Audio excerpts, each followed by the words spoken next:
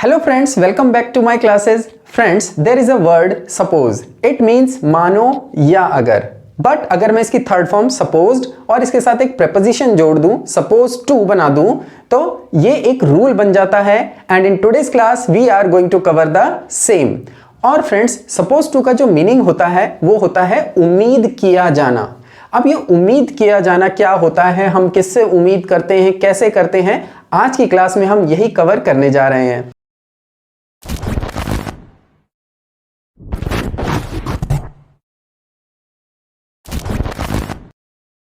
तो फ्रेंड्स, जैसा कि मैंने आपको बताया, हमारा रूल जो है सपोज टू, इसका मीनिंग होता है उम्मीद किया जाना. तो सबसे पहले हम ये देखते हैं ये क्या वर्ड है उम्मीद किया जाना. हम किससे उम्मीद कर रहे हैं, किस तरीके की उम्मीद कर रहे हैं. देखिए, ये बहुत ही कॉमन और बहुत ही ज्यादा यूज में आने वाला रूल है अगर आप यूज करना चाहें तो, क्योंकि हम में से अधिकतर लोगों को इसके बारे में पता ही नहीं होता. हम नॉर्मल सेंटेंसेस बनाते जाते हैं, हम सपोज टू का यूज नहीं करते हैं. बट आज की क्लास के बाद आई होप कि आप लोग इसका ज्यादा से ज्यादा यूज करेंगे. तो देखिए, सबसे पहले जैसे मैंने बताया, इसका जो मीनिंग होता है उम्मीद किया जाना, मतलब कि जब भी हम किसी से कोई भी कॉमन एक्सपेक्टेशन रखते हैं, उसी एक्सपेक्टेशन को जब हम पूरा करने की, जैसे कि मान लीजिए मैं कहता हूं कि आज भारत को मैच जीतना चाहिए, तो मेरी एक्सपेक्टेशन क्या है कि भारत मैच जीते. तो मैं उम्मीद कर रहा हूं भारत को मैच जीतना चाहिए या भारत से मैच जीतने की उम्मीद की जाती है. इसी तरीके के सेंटेंसेस, मेरी कॉमन एक्सपेक्टेशन है कि भारत मैच जीते. आपसे प्रैक्टिस करने की उम्मीद की जाती है, मतलब हमारी कॉमन एक्सपेक्टेशन क्या है कि आप प्रैक्टिस करें.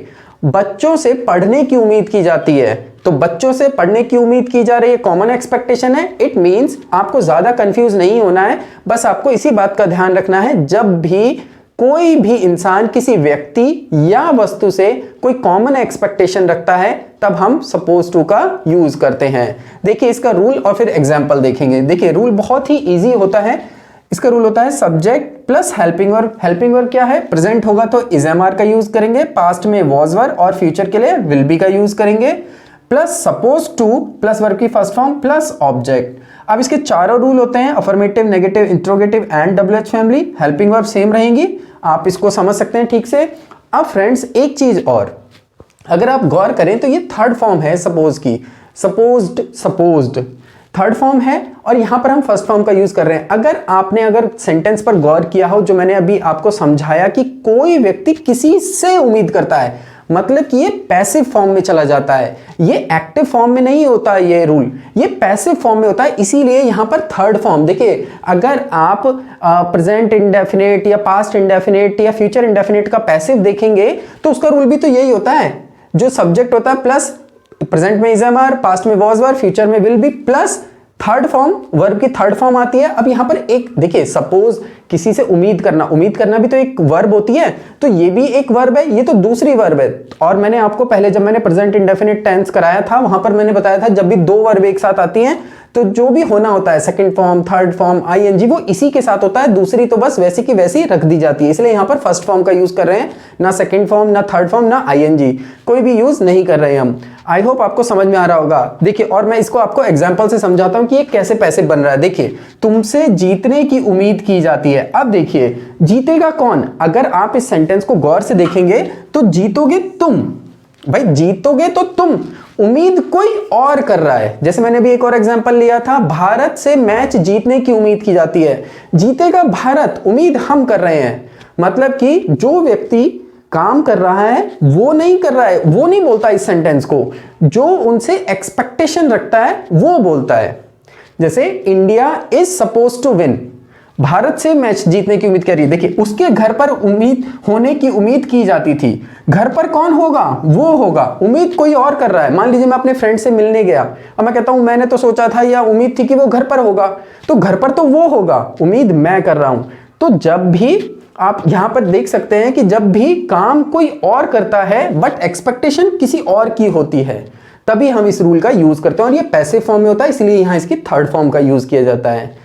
तो फ्रेंड्स, आइए इसके एग्जांपल्स बनाते हैं. जैसे तुमसे जीतने की उम्मीद की जाती है, सब्जेक्ट क्या आ गया, यू आर, प्रेजेंट में है तो इज एम आर में से आर आ जाएगा. यू आर सपोज टू क्या करने की, विन, जीतने की. I hope it is clear. उसके घर पर होने की उम्मीद की जाती थी, देखिए पास्ट में चला गया तो ही, अब ही के साथ वॉज आएगा, पास्ट में वॉज वर्ब में से वॉज आ जाएगा, he was suppose to be at home. अब फ्रेंड्स क्या होता है, हम में से कई लोग, हम टीचर्स लोग, हम क्या करते हैं कि आपके लिए बहुत चीजें थोड़ी सी मुश्किल बना देते हैं। हम कहते हैं सपोज टू बी का रूल सिखाऊंगा मैं आपको, कुछ भी नहीं होता। बी का मतलब है होना। भाई जब क्रिया होने की हो रही है, घर पर होने की क्रिया हो रही है, तो होने को बी तो बोलते हैं, तो सीधा सीधा मीनिंग के तौर पर आ गया। अगर आप, जो आपसे कहता है कि मैं आपको सपोज टू बी का रूल सिखाऊंगा, तो वहां पर आप देखिएगा, गौर कीजिएगा, बी का मतलब हाँ होना ही होता है, तो ये तो वर्ब है ना। अगर हम वर्ब के तौर पर बी ले रहे हैं तो उसमें क्या दिक्कत है, इसमें क्या सीखना है, कुछ भी नहीं है। बी माने होना, वो रूल के तौर, आपको वो रूल के तौर पर बताते हैं। अब 5-7 मिनट की वीडियो बना देते हैं या आप इसको अलग से रट्टा मारते रहते हैं, तो आप ऐसा मत कीजिए, बस ये वर्ब है, वर्ब के तौर पर सीखिए। आइए इसके कुछ और एग्जांपल लेते हैं। जैसे मैंने बताया था, तुमसे पढ़ने की उम्मीद की जाती है, तो पढ़ेगा तो कौन, आप पढ़ेंगे, लेकिन उम्मीद कौन कर रहा है, मैं कर रहा हूं। You are suppose to study. मान लीजिए मैं किसी वस्तु से, मान लीजिए मैं कंप्यूटर खरीद के लेके आया, अब मैं कह रहा हूं यार इस कंप्यूटर को ऐसा चलने की तो उम्मीद नहीं थी, या इसे ऐसे काम नहीं करना चाहिए। अब देखिए क्या होता है, एक बात और ध्यान रखिएगा कि ये जो रूल है, ये देखने में तो बहुत आसान लग रहा है भी बहुत आसान, बट जब हम रियल लाइफ में इन सेंटेंसेस को बोलते हैं तो हम इसको यूज कर ही नहीं पाते। क्यों?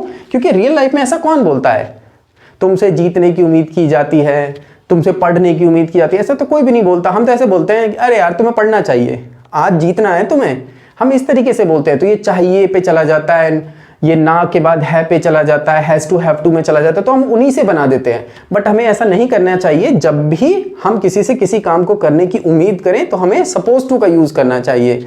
देखिए जैसे मान लीजिए मैं भी एग्जांपल दे रहा था कंप्यूटर का, मैं कंप्यूटर खरीद के लेके आया, अब मैं कहता हूं इसे ऐसा नहीं चलना चाहिए, so it is not suppose to work like this, मतलब इससे उम्मीद है कि ये ऐसा नहीं चलेगा, ये और अच्छा चलना चाहिए था और अच्छा काम करना चाहिए था, बट ये काम नहीं कर रहा।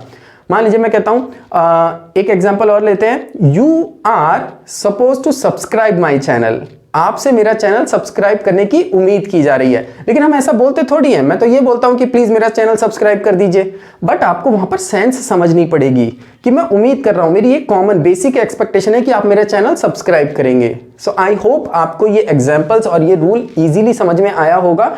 कुछ भी नहीं होता इजीली, बस आप इसको समझिए। जो लोग कंफ्यूज होते हैं यहाँ पर थर्ड फॉर्म का यूज क्यों कर रहे हैं, क्योंकि पैसिव में जा रहा है, इस वजह से ऐसा हो रहा है, और इसकी बस सेंस समझिए और सेंटेंसेस को बनाइए। So that's it for today, see you in next class.